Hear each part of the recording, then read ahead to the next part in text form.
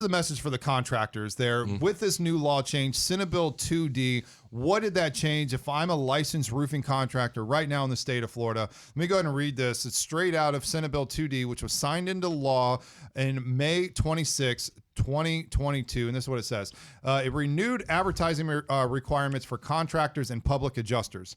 Any written or electronic communication by a contractor or public adjuster, they snuck that in there as well, that encourages, instructs, or induces a consumer to make an insurance claim for roof damage must include the following statements in at least 12-point font or at least half as large as the largest font used. So this is what they want you to put in there. Specific. Very specific. And so, because some people would make their contract language like, 20-point font and make that smaller or whatever, just to be funny. But in every advertisement, it doesn't say contracts, but any advertisement, that's any written advertisement. So if it's an email, a mailer, or a door hanger, any of these things must have these three pieces of information for the homeowner. First, number one, it says the consumer is responsible for payment of any insurance deductible. I mean, wow, I think that's only been the law for the past 100 years. But here we go again. Stipulate that. Florida. All right. So the second, number two, it says it is insurance fraud. You must put this on if you're a licensed contractor in the state of Florida and you're advertising to the consumer. This is what it says. Number two, it is insurance fraud punishable as a felony of the third degree for a contractor to knowingly, willingly, with intent to injure, defraud, or deceive, pay, waive, or rebuild all or part of an insurance deductible application to payment to the contractor for repairs to a property covered by a property policy of insurance policy, and whatever the heck that meant. And then number three, it says it is insurance fraud punishable as a felony of the third degree to intentionally file an insurance claim containing any false, incomplete, or misleading information. I mean, God, that's a lot of verbiage for nothing. It is basically restating the old 100-year-plus law that says you cannot waive a deductible where insurance proceeds are payable. That's it. Pay your deductible. Right. And what this does is confuse the homeowner of saying that, okay, I could be roped in for fraud if for some reason I have incomplete claim that was submitted by my roofer. That's almost what it looks like to me.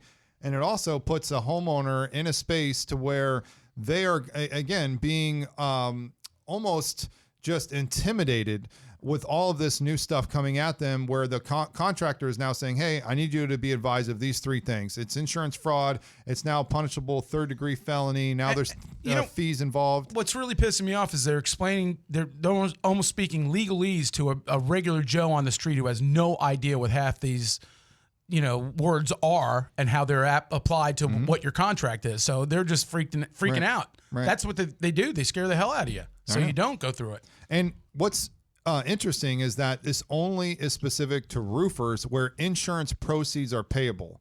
So how is that legal, right? Where you pick on one specific group and only where insurance proceeds are payable. So if I were a roofing company and I knocked on a door and I never said the word insurance, I can get away with not saying any of that stuff. I can go ahead and waive their deductible, apparently. That's what it tells me. Yeah. It says if I'm knocking on a door, as long as I don't say insurance, I can say I'll waive your deductible. I'll give you a free roof.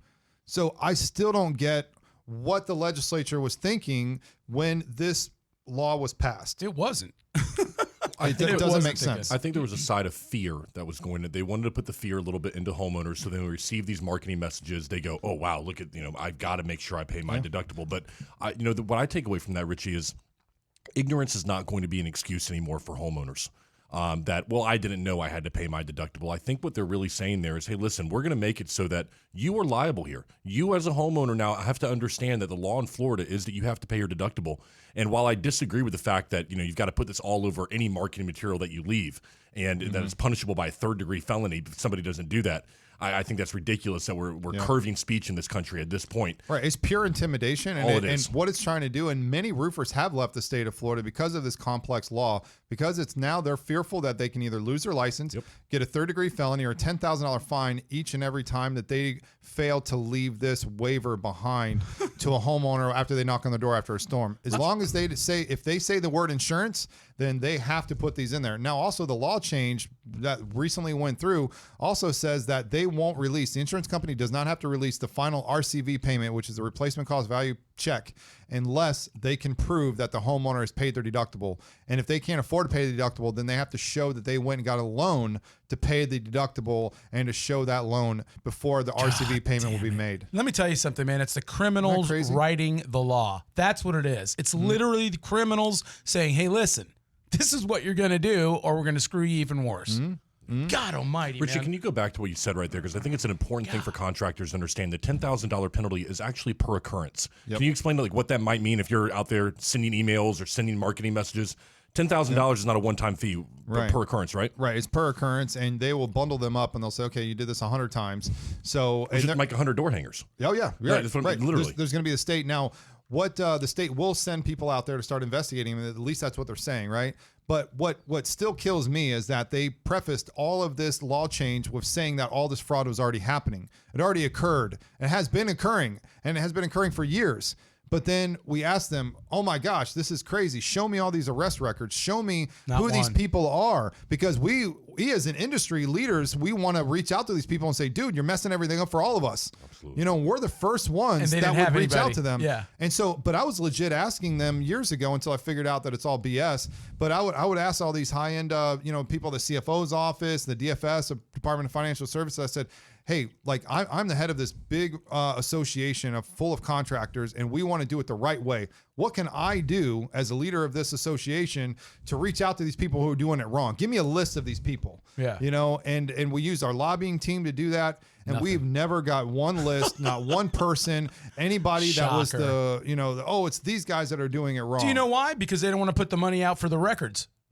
They don't want to, you know what I'm saying? They don't want to have a separate office that details all that stuff. Well, they're supposed to. They're the enforcement board. DBPR, or Department of Business and Professional Regulation, is the enforcement board. Oh, they're supposed to. Yeah, You know. And there's the construction licensing board that's over the folks that are licensed doing these the rebuilds for roofing and general contracting.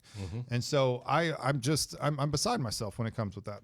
So Stupid. All right, what do we got over here? We got a caller in. Is that John? Yes, it is. It's Sean. Oh, my bad. Sean. Close. Go ahead. There you go. What's going on, Sean? Hey, man, a buddy of mine is kind of fired up, upset about people getting roofs done under insurance when maybe should be done.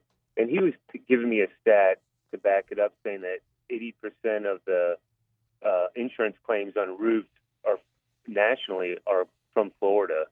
Is that a true number? I love that. That's a great question, and I'll be able to answer this. It was brought up in the Senate committee by the Florida Justice Association. That number that we got that's very, very skewed omitted big states like Texas. Big state, I mean. The biggest states available, yeah. So that piece of crap, a bit of information was very heavily skewed and is incorrect. And so what they did is they said all these roof claims, but they exempted certain huge states when they put this number together. And guess who was behind that? Your buddy David Altmaier. He's put that together. We roasted him. Most of everybody roasted him on that stage. So that's inaccurate information. Yes. That's what I want to say about that. It looks like we're running out of time. How much time we have left? 20 seconds. Thank you, Sean. If you don't mind, give us a call back next week, and we'll go a little bit deeper into that. But it's all fraudulent information. It's all for the headlines, and it's not reality. You know, I point you to depositions where they've wrongfully denied claims over and over and over again. That's why we have more litigation anywhere in the state of Florida. Anyways, thanks for calling in. Check us back here every Saturday, 12 p.m. to 2 p.m. right here on the Florida Man Radio Network. Florida Man Radio.